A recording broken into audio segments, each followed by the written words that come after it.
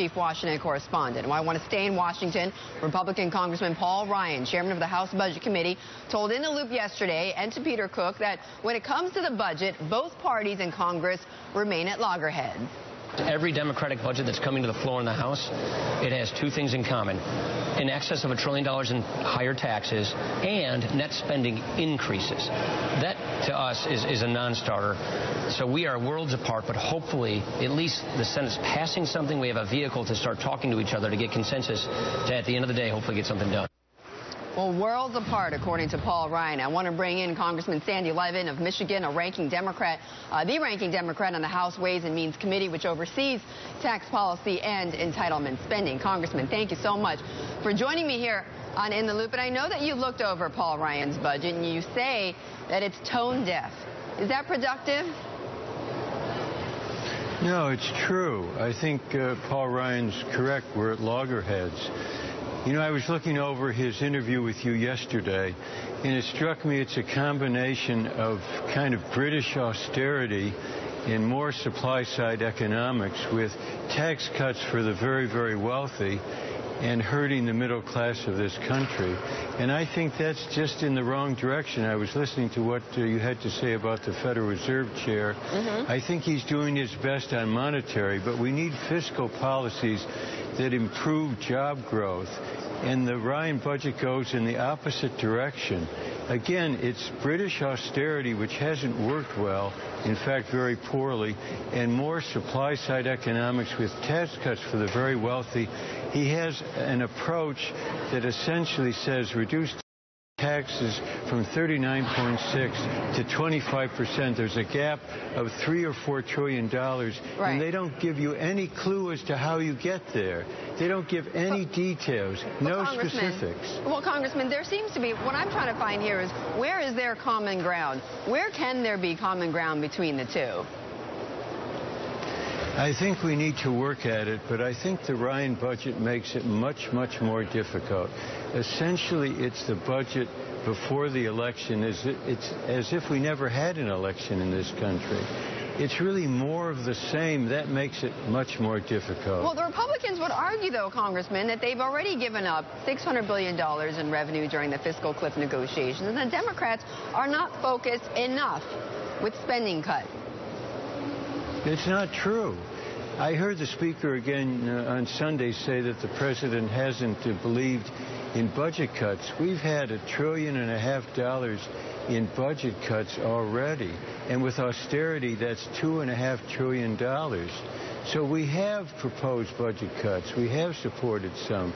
But essentially what the Republicans are saying, cut programs, Congressman, they do say, though, that those are not exactly budget cuts, but a slowdown in the spending in this government, which is not exactly the same as actually slashing budget.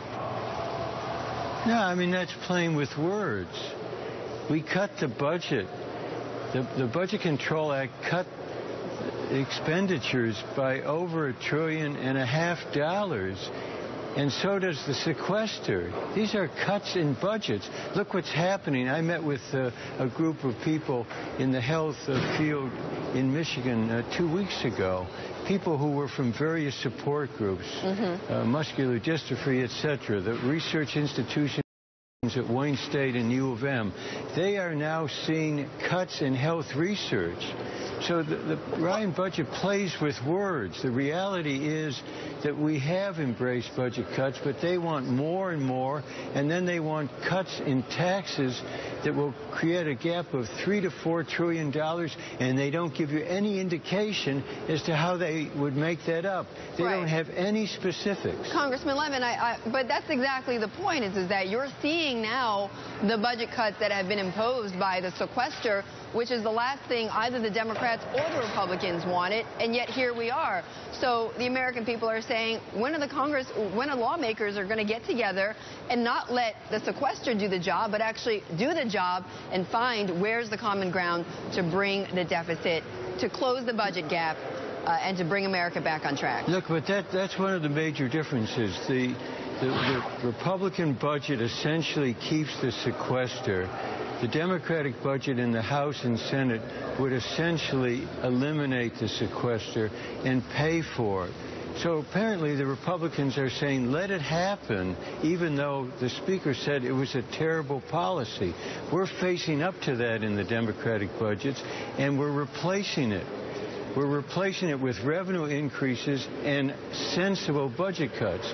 Essentially, the Republicans are saying, kind of take a hatchet, and they say, cut these programs, cut Medicaid by $500 billion, cut Medicare. Although to Ryan's credit, and this may not hold any water with you, but, he's even getting flack from members of his own party that he didn't go far enough in cuts. Look, because there are people who are more radical than he is. But that doesn't support what he's doing.